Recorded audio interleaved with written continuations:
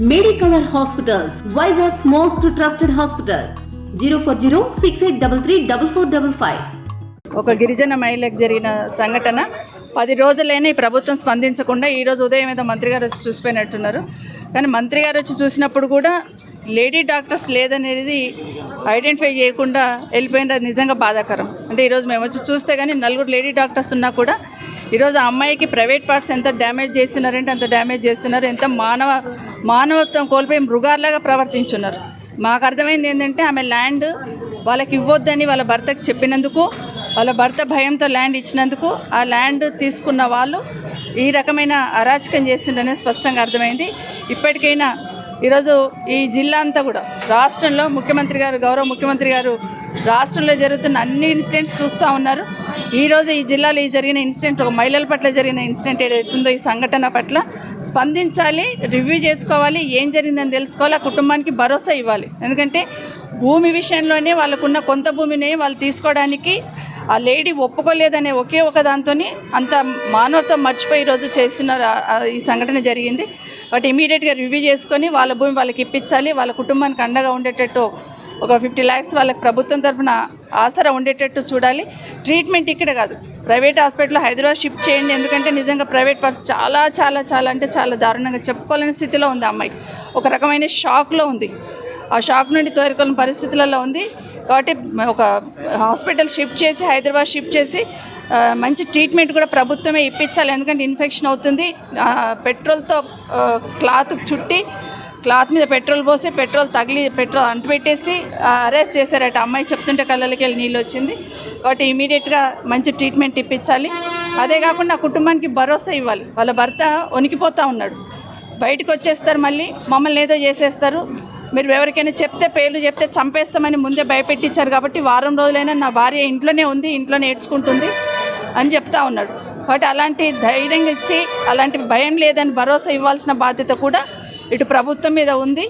ఎందుకంటే వాళ్ళ చిన్న పిల్లలు ఉన్నారు, 3 పిల్లలు. కాబట్టి వాళ్ళకు భరోసా ఇవ్వాల్సిన బాధ్యత ఈ ప్రభుత్వం మీద ఉందని ఈ ప్రభుత్వాన్ని డిమాండ్ చేస్తూ ఉన్నాను. ఎంత దారుణం అంటే హెడ్ క్వార్టర్లో గవర్నమెంట్ హాస్పిటల్లో డాక్టర్స్ లేరనేది, అక్కడ లేడీస్ అందరు లేడీ డాక్టర్స్ లేరని చెప్తా ఉంటే నిజంగా తలొంచుకోవాలి. ఇస్తున్న వాళ్ళు కూడా నామకే వస్తే ట్రీట్మెంట్, డ్రెస్సింగ్ చేసి చేతులు దులుపుకోవాలని ప్రయత్నం చేస్తున్నారు. అట్లా కాకుండా ఇమీడియట్గా అమ్మాయిని షిఫ్ట్ చేసి ఇవ్వాలి. ముఖ్యమంత్రి కేసీఆర్ గారు మమ్మల్ని అందరినీ కూడా ఈరోజు హర్షవర్ధన్ రెడ్డి గారు కానీ, బాలరాజు గారు కానీ, జనార్దన్ రెడ్డి గారు ఖచ్చితంగా వెళ్ళి వాళ్ళ కుటుంబానికి భరోసా ఇవ్వండి. 3 రోజులు ట్రై చేసినాం, ప్రభుత్వం భరోసా ఇస్తుందనేమో వాళ్ళు పట్టించుకోవట్లేదు. అట్లీస్ట్ మనము ఇవ్వాలి, భరోసా వెళ్ళి ఇవ్వండి అని చెప్పినారు. ఖచ్చితంగా వాళ్ళ కుటుంబానికి న్యాయం జరిగే వరకు మా సోదరులు హర్షవర్ధన్ రెడ్డి గారు ఉంటారు. వాళ్ళకి న్యాయం చేయడానికి ఈ ప్రభుత్వం ఖచ్చితంగా దిగొచ్చి పనిచేయాలని కోరుతా ఉన్నాం.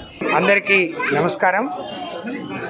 ఈరోజు నాగర్ కర్నూల్ హాస్పిటల్లో 10 రోజుల క్రితం జరిగిన ఈశ్వరమ్మ మీద జరిగిన అఘాయిత్యం, మరి తను హాస్పిటల్లో ఉంది అని చెప్పి ప్రపంచానికి మా అందరికీ తెలిసిన తర్వాత ఈరోజు గౌరవనీయులు మాజీ మంత్రివర్యులు, సీనియర్ శాసనసభ్యులు సబితమ్మ గారితో కలిసి గౌరవ మాజీ శాసనసభ్యులు అన్న జనార్దన్ రెడ్డి గారు, హర్షవర్ధన్ రెడ్డి గారు, అలాగే బాలరాజు గారు, మిగతా వాళ్ళ కుటుంబ సభ్యులందరినీ నాగర్ కర్నూల్ హాస్పిటల్లో కలుసుకోవడం జరిగింది. చాలా బాధాకరం, చాలా దురదృష్టకరం. ఇలాంటి సంఘటనలు ఈ మధ్యన తెలంగాణ రాష్ట్రంలో రోజుకొకటి జరుగుతూ ఉన్నాయి. కళ్ళు తెరిచి చూడాల్సిన ప్రభుత్వం ఎందుకో కళ్ళు మూసుకొని పనిచేస్తున్నట్టుగా భావించాల్సి వస్తుంది. సంఘటన జరిగి 10 రోజులైంది.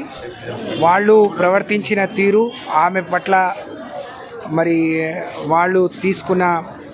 వాళ్ళు చేసిన నీచమైన పనులు ఆమె చెప్పొద్దని భయపడి వారం రోజులు ఈ ప్రపంచానికి కానీ కుటుంబ సభ్యులకు కూడా చెప్పుకోలేనంత, ఊరికి కూడా చెప్పుకోలేనంత ఏమైనా చర్యకు వాళ్ళు పాల్పడ్డారు. కానీ తెలిసిన తర్వాత ఎవరో స్వచ్ఛంద సేవ వాళ్ళు చేస్తున్న సర్వే ద్వారా ఈ విషయం బయటికి ప్రపంచానికి తెలిసింది. అసలు నిజంగా ఎవరు మనసున్న వాళ్ళు ఇలాంటి వాళ్ళను ఉపేక్షించొద్దు. మేము తనతో మాట్లాడిన తర్వాత, తన గాయాలు చూసిన తర్వాత, ఇక్కడ ఆమెకు జరుగుతున్న వైద్యం గురించి తెలుసుకున్న తర్వాత చాలా బాధాకరంగా ఉంది. నిన్న మా స్థానిక నాయకులందరూ కూడా హైదరాబాద్లో ఒక మీడియా సమావేశంలో తనకేం కావాలో కొన్ని డిమాండ్లు ప్రభుత్వం దృష్టికి తీసుకొచ్చాం. నిన్న మేము మాట్లాడిన తర్వాత గౌరవ మంత్రివర్యులు కూడా స్థానిక మంత్రివర్యులు కూడా వచ్చిపోయినట్టు తెలిసింది.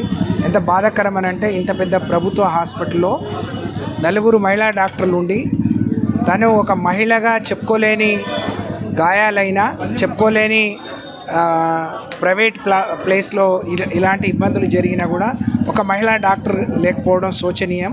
ఒక మంత్రి వచ్చిన తర్వాత కూడా కలెక్టర్లను అధికారులను పురమాయించి ఆ డాక్టర్ ఇక్కడ ఉండేటట్టు తనకు సరియైన రీతిలో వైద్యం జరిగేటట్టు చర్యలు తీసుకోకపోవడం చాలా శోచనీయం, దురదృష్టకరం. దీన్ని తీవ్రంగా ఖండిస్తూ ఉన్నాం. ఈశ్వరమ్మ మీద జరిగిన ఎంత అమాయకురాలంటే ఒక ఆదివాసీ బిడ్డ నిజంగా రెక్కాడితే కానీ డొక్కాడని తన భూములను గుంజుకొని తన మీద మరి అఘాయిత్యానికి పాల్పడటం అని అంటే సభ్య సమాజం నిజంగా తలవంచుకోవాల్సిన విధంగా చర్యకు వాళ్ళు పూనుకున్నారు. తెలిసిన తర్వాత అయినా ప్రభుత్వం కానీ స్థానిక మంత్రి గారు కానీ లేకపోతే ముఖ్యమంత్రి గారు కానీ అధికారులు ఎవరైతే ఈ చర్యకు పూనుకున్నారో వాళ్ళ మీద ఆ దోషులను ఇప్పటివరకు శిక్షించలేదు. ఒకళ్ళిద్దరూ వాళ్ళు లొంగిపోయారు. స్వయంగా బాధితురాలు పేర్లతో సహా చెప్పినా వాళ్ళ మీద ఇప్పటివరకు కేసు కాలేదు, వాళ్ళను అరెస్ట్ చేయలేదు. పోలీస్ అధికారులు నిజంగా ప్రేక్షక పాత్ర వహిస్తున్నారు. ఇది చాలా శోచనీయం. ఇప్పుడే డిఎస్పీ గారితో గౌరవ మాజీ మంత్రివర్యులు మాట్లాడారు. మేము ఈ విషయాన్ని డీజీపీ గారికి సిఎస్ గారికి తీసుకెళ్ళి కూడా చెప్తాము.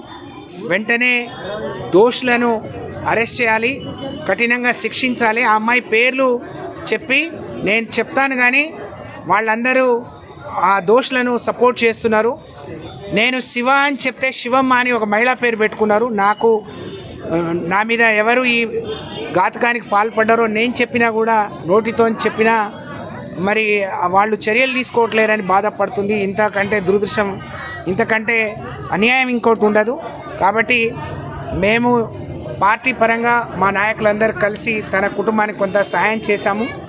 ప్రభుత్వాన్ని డిమాండ్ చేస్తాం. ఫస్ట్ ఏమో ఆ కుటుంబానికి అండగా పోలీసులు కానీ ప్రజాప్రతినిధులు కానీ మేము ఉన్నాము అనే నమ్మకాన్ని, విశ్వాసాన్ని సమాజంలో అందరితో కలిసి ఒక ధైర్యాన్ని, నమ్మకాన్ని, విశ్వాసాన్ని ఇవ్వాలని చెప్పి కోరుతా ఉన్నాం.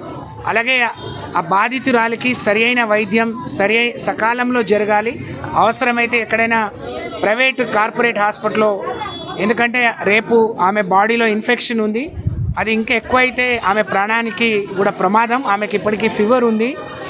పొద్దున నర్సులు బాధపడుతున్నారు. ఆమె గాయాలు చూసి నిజంగా మనుషులు అనేవాళ్ళు ఎవరు చేయరు, ఇటువంటి ఘాతకానికి పాల్పడరు.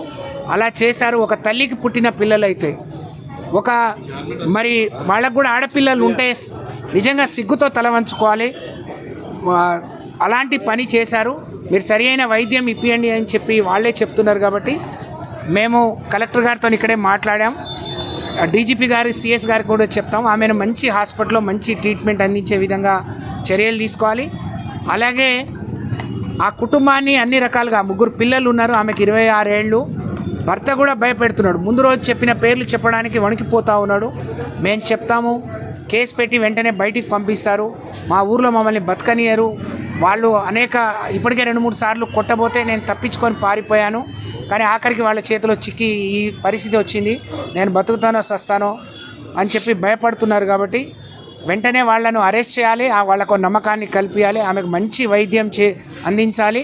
అలాగే ఆ కుటుంబాన్ని అన్ని రకాలుగా, ఆ 3 పిల్లల్ని, భర్తను, ఆమెను ఆదుకోవటానికి అన్ని రకాలుగా ప్రభుత్వం ముందుకు రావాలి అని చెప్పి నిన్న మా పార్టీ డిమాండ్ చేసినట్టు 50 లక్షలు అందియాలి. అలాగే ఆమె భూమి, అది ఆమె జాగా. ఒక గిరిజనుల భూములు ఇంకెవరు తీసుకోవడానికి హక్కు ఉండదు. కాబట్టి ఆ భూములన్నీ వాడు చేసుకునేవాడు, బతకడానికి వచ్చినోడు వీళ్ళని చంపడానికి ప్రయత్నం చేయడం చాలా బాధాకరం. కాబట్టి వెంటనే ఆ భూములు తిరిగి వీళ్ళకి ఇచ్చేయాలి. దానికి స్థానికంగా మా హర్షవర్ధన్ రెడ్డి గారు కానీ స్థానిక నాయకులు ఆ బాధ్యత తీసుకుంటారు. ఆ విధంగా జరగకుంటే అవసరమైతే ఈ ఉద్యమిస్తాం, తీవ్రతరం చేస్తాం. ప్రభుత్వ మెడలు వంచి వాళ్ళకి న్యాయం జరిగే వరకు కేసీఆర్ గారి నాయకత్వంలో బీఆర్ఎస్ పార్టీ వాళ్ళకి అన్ని రకాలుగా అండగా ఉండబోతుంది అని చెప్పి నేను తెలియజేస్తా ఉన్నాను. నిరక్షరాస్యత చదువుకున్నటువంటి చెంచు బిడ్డలను, అడవిలో ఉన్నటువంటి బిడ్డ వాళ్ళకు భూమి ఉంటే వాళ్ళ భూమిని లాక్కొని కౌలుకు తీసుకొని వాళ్ళనే వాళ్ళ పొలములో పని చేసుకోవడానికి పెట్టుకొని ఆమె పొలము లేదని బాధతోని తల్లిగారింటికి పోతే తల్లిగారింటి నుంచి తీసుకొచ్చి ఆడవాళ్ళకి ఎక్కడైతే ప్రైవేట్ పార్టీలు ఉంటావో ఆ ప్రైవేట్ పార్టీల్లో కారం పోసి పెట్రోల్ పోసి అతి దారుణంగా అమ్మాయిని కాల్చినటువంటి సంఘటన. రియల్ గా పోలీసులు మన మనుషులైతే వాళ్ళ ఇంట్లో పోలీసుల ఇంట్లో ఆడవాళ్ళు ఉంటారు, మా ఇంట్లో ఆడవాళ్ళు ఉంటారు, రేవంత్ రెడ్డి ఇంట్లో ఆడవాళ్ళు ఉంటారు, జూపల్లి కృష్ణారెడ్డి రావు ఇంట్లో ఆడవాళ్ళు ఉంటారు. మనం పార్టీలను పక్కన పెట్టి మనమందరం డిమాండ్ చేయాలి. ఒక సోదరిగా ఆడబిడ్డ ఏడ్చినటువంటి రాజ్యం బాగుండదు, రైతు ఏడ్చిన రాజ్యం ఆడబిడ్డ ఏడ్చినటువంటి ఇల్లు బాగుండదు. అట్లాంటి ఆడబిడ్డకి అన్యాయం జరిగింది కాబట్టి ఇద్దరు ఆడబిడ్డలు వచ్చి ఇగో మేమున్నాం ఇక్కడ సంఘటన చెప్తుంటే ఆ అమ్మాయి చెప్తుంటే రియల్ గా మనిషిగా మా కళ్ళలో నీళ్ళు వస్తున్నాయి. వాళ్ళు మేము బెదిరించి ఇగో మీరు ఎవరైనా కేసు పెట్టి మీరు చెబితే మిమ్మల్ని మర్డర్ చేస్తామని 15 రోజుల కిందనే వాళ్ళ మామను నేను సొంత మామను చంపిన దాని ఇంతవరకు వెలుగులకు రాలే. రియల్ గా మేము మిమ్మల్ని కాంగ్రెస్ పార్టీని మేము ఒక పార్టీగా డిమాండ్ చేస్తాం. ఒక మనుషులుగా మీకు సభ్యత మీద సమాజం మీద మనుషుల మీద ఆడబిడ్డల మీద మీకు ప్రేమ ఉంటే అభిమానం ఉంటే స్వచ్ఛందంగా రండి, మీరు వాళ్ళని అరెస్ట్ చేపియండి. ఇలాంటి సంఘటనలు జరగకుండా మీరు చర్య తీసుకోండి. మేము అంతేగాని ఇలా ఒకరి రోజు శాంతి భద్రతలు గాలికి వదిలేసి మేము అదెత్తం ఇదెత్తం అని మాట్లాడడానికి పద్ధతి కాదు. ఇప్పటికైనా ఈ జిల్లాలో ఈ పార్లమెంట్ లో 7 మంది ఎమ్మెల్యేలు దళిత ఎమ్మెల్యేలు ఉన్నారు. మరి ఎక్కడ పోయిన వాళ్ళు గెలవక ముందు చెంచుల గురించి మాట్లాడారు, దళితుల గురించి మాట్లాడినరు. ఇలా చెంచు బిడ్డకు గిరిజన బిడ్డకు అన్యాయం జరిగితే ఇక్కడ ఉన్నటువంటి ఎమ్మెల్యేలు ఎక్కడ పోయారు? ఏ దేశాల్లో ఉన్నారు? ఏం చేస్తున్నారు? ఇప్పటి వరకు పరామర్శించింది లేదు. వాళ్ళకి న్యాయం తీసుకోమని పోలీస్ స్టేషన్ లో చిన్న చిన్న కేసులకు అరెస్ట్ చేస్తుంటే ఇంత దారుణమైనటువంటి చర్య తీసుకోకుండా పోలీస్ స్టేషన్ లో అల్లుడికి మర్యాద ఇచ్చినట్టు ఆ వెంకటేష్ అనే ఆయనకు వీళ్ళకి మర్యాదలు ఇస్తున్నారు. రియల్ గా నేను జూపల్లి కృష్ణారావును డిమాండ్ చేస్తున్నా, నీకు చీమ రక్తం ఉంటే, నీవు మరి పేదవాళ్ళ మీద మీకు అభిమానం ఉంటే, అడుగు ఆడవాళ్ళ మీద నీకు అభిమానం ఉంటే సాయంత్రం వరకు ఆ ముగ్గురిని అరెస్ట్ చేపియండి, వాళ్ళ జైలు పెట్టండి, ముఖ్యమంత్రితో మాట్లాడండి, వాళ్ళ భూమిని వాళ్ళకి ఇప్పియండి, వాళ్ళకు 50 లక్షల రూపాయలు పరిహారం ఇప్పియండి, వాళ్ళ భర్త వాళ్ళ పిల్లల ప్రాణాలకు మీరు రక్షణ కల్పియండి, ఆ పిల్లల చదువుకు మీరు ప్రభుత్వ ఏది రెసిడెన్షియల్ స్కూల్ ఆ పిల్లలను చేర్పియండి. ఇది మీరు చేయాల్సింది. కానీ పోలీసులను కోరేది ఒకటే, మీరు యూనిఫామ్ పెట్టుకుని టోపీ పెట్టుకున్నది ఒకరికి వత్తాసు పలకడానికి మీరు యూనిఫామ్ చేయలే. ఒక మానవతా దృక్పథం దీంట్లో రాజకీయ పార్టీలకు సంబంధం లేదు. అయినా ఈ ప్రాంత మంత్రిగా ఈ ప్రాంత ప్రజాప్రతినిధులుగా మీరు ఎంబడే ఆదేశాలు ఇవ్వాలి. ఎంత పెద్దవాడైనా సరే వాడిని శిక్షించండి, ఏమని అరెస్ట్ చేయండి, ఇలాంటి సంఘటనలు మళ్లీ జరగకుండా చర్య తీసుకోండి మీరు ఆదేశాలు ఇవ్వాలి. మరి అట్లాంటిది పోయి ఇలా 7 రోజులైనా జరిగేలా ఒక మంత్రికి భయపడే రోజులు వచ్చినాయి. మరి ఏమొచ్చింది? ప్రజాపాలన అన్నారు, మరి ఏం పాలన వచ్చింది? ప్రజలకు ఎక్కడ న్యాయం జరుగుతుంది? పత్రికా విలేకరులు మీరు ఒకసారి ఆత్మ విమర్శన చేసుకోండి. 7 రోజులైంది ఈ సంఘటన జరిగి. మేము ఇలా మానవత ఆడబిడ్డలు ఇద్దరు వచ్చి ఒక మాజీ హోంమంత్రిగా ఒక మహిళా శిశు సంక్షేమ మంత్రిగా వచ్చి వాళ్ళని పరామర్శించి మా పార్టీ తరఫున వాళ్ళకి ఆర్థిక సాయం ఇచ్చి మేము ఇచ్చినాం, భరోసా ఇచ్చినాం, ప్రభుత్వంతో కొట్లాడతాం, మీకు న్యాయం చేస్తాం, ఎవరైతే నేరస్తులున్న వాళ్ళకి శిక్ష పడే విధంగా మీ ప్రయత్నం చేస్తున్నాం చెప్తున్నానికి భరోసా ఇవ్వడానికి వచ్చినాం. ఇట్లాంటి సంఘటన ఎక్కడ జరిగినా ఏ విధంగా జరిగినా మా తరఫున మానవత్వంతో తప్పకుండా మేము ముందుండి ఒక సమాజ సేవ తెలిసిన వ్యక్తులుగా పేదవాళ్ల మీద ప్రేమన్న వ్యక్తులుగా తప్పకుండా వాళ్ళని ఎక్కడ జరిగినా ఎంత పెద్దవాడైనా సరే మా ప్రాణాలనైనా సరిగించి వాళ్ళని తప్పకుండా కాపాడుకోవడానికే ఇలా వాళ్ళ బలం ఇవ్వడానికి వచ్చిన తప్ప వేరే ఉద్దేశం లేదు. మేము ప్రభుత్వాన్ని ఈ ప్రాంతం మంత్రిని డిమాండ్ చేస్తున్నాం, తక్షణమే సాయంత్రం వరకే మీరు వాళ్ళని అరెస్ట్ చేపియండి. శివుడు అని చెప్తే శివం అని పెట్టింది. ఇలా రాజకీయ నాయకులు కొంతమంది అడుగుతున్నారు, ఇలా ఈ పార్టీలో ఉంటాడు, సాయంత్రం ఇంకో పార్టీలోకి పోతాడు. అది ఎవడైనా ఏ పార్టీ వ్యక్తి అనేది కానీ ఎవరైనా సరే శిక్షించమని మేము కోరుతున్నాం. పత్రికా విలేకరులు మీరు ఆలోచన చేయండి, ఆ సంఘటన రాయండి. ఒకే ఒక పత్రిక రాసింది, ఆంధ్రజ్యోతి అనే పత్రిక ఒకటే రాసింది, ఏ పత్రిక రాయలే. మరి ఎందుకు రాయలేదు? దీని మీద మన ఇంట్లో ఆడవాళ్ళు ఉన్నారు, మరి ఎందుకు? ఇలా ఇక్కడ జరిగింది, రేపు ఇంకో దగ్గర జరుగుతుంది. వాళ్ళు చెప్పుకోలేకపోయారు, వాళ్ళని చూస్తే వాళ్ళు మాటలు రావు, నిరక్షరాస్యులు, వాళ్ళు చదువుకోలేకపోతున్నారు, భయపడుతున్నారు, భయంతో వణుకుతున్నారు. వాళ్ళు అసలు మేము ఎవరో వాళ్ళకి తెలియదు, గుర్తుపట్టలేని స్థితిలో ఉన్నారు. వాళ్ళు సమాజం తెలియదు, ముఖాలు చూసి భయపడుతున్నారు. మేము పలానా వ్యక్తులు అని చెప్తే వాళ్ళు ఓకే భయంగా వచ్చి మమ్మల్ని బెదిరిస్తున్నారు. సార్ మమ్మల్ని బెదిరిస్తున్నారు మేడం దగ్గర. ఆ వీడియో చూస్తే రియల్ గా నాకు ఇట్లాంటి సమాజంలో ఇట్లాంటి పాలన, ప్రజాపాలన, ఇట్లాంటి పాలన ఎన్నుకున్నది అని చెప్పి నాకే సిగ్గేస్తుంది. ఒక సమాజ సేవకుడిగా, ఒక ప్రజాప్రతినిధిగా ఏంది పాలన చూసినాం. కానీ ఆడవాళ్ళ ప్రైవేట్ పార్టీలో కారం పోసి పెట్రోల్ పోసేంత స్థితికి వచ్చినామంటే పాలన తగలబెట్టినామంటే ఆ వీడియోలు చూపించడం నాకు సమాజంగా నాకు సిగ్గనిపిస్తుంది. నా దగ్గర వీడియోలు ఉన్నాయి, కానీ నాకు ఆడవాళ్ళ మీద ఒక ప్రేమ అభిమానం ఉంది, వాళ్ళ మీద నమ్మకం ఉంది. మా ఇంట్లో ఆడవాళ్ళు ఉన్నారు, ఆడవాళ్ళ మీద అభిమానం ఉంది కాబట్టి ఆ వీడియోలు చూపించలేకపోతున్నా. మీరు చూడండి, చేయండి. ఒక్కొక్క పత్రిక మీరు సమాజం పార్టీలను పక్కన పెట్టండి. ఎవరైతే తప్పు చేసారో వాళ్ళ మీద శిక్షించే విధంగా మీరు సమాజం ఇలా ఉమెన్స్ రైట్స్ కింద నేను జడ్జిని నేను న్యాయస్థానాన్ని కోరుతున్నాను. ఒక సుమోటో కింద ఈ కేసును నమోదు చేయండి. ఏదేదో కేసులు తీస్తున్నారు కదా, ఏదేదో కేసు రాజకీయ కేసులు మీకు చేతనైతే, మీకు సిగ్గుచరం అంటే, ముఖ్యమంత్రి ఉంటే, అసలు ముఖ్యమంత్రి సిగ్గుచరం ఉంటే ఒక సుమోటో కింద తీసి ఇలాంటి కేసులు మళ్లీ జరగకుండా చర్య తీసుకోండి. మేము హ్యాండ్సప్ చెప్తాం ముఖ్యమంత్రికి, ప్రభుత్వానికి. ఇట్లాంటి చేయండి. Thank you. మరిన్ని వీడియోస్ కోసం ఛానల్ ని సబ్స్క్రైబ్ చేయండి. లేటెస్ట్ అప్డేట్స్ కోసం వాట్సాప్ ఛానల్ ని ఫాలో చేయండి. అండ్ లింక్ డిస్క్రిప్షన్ లో ఉంది.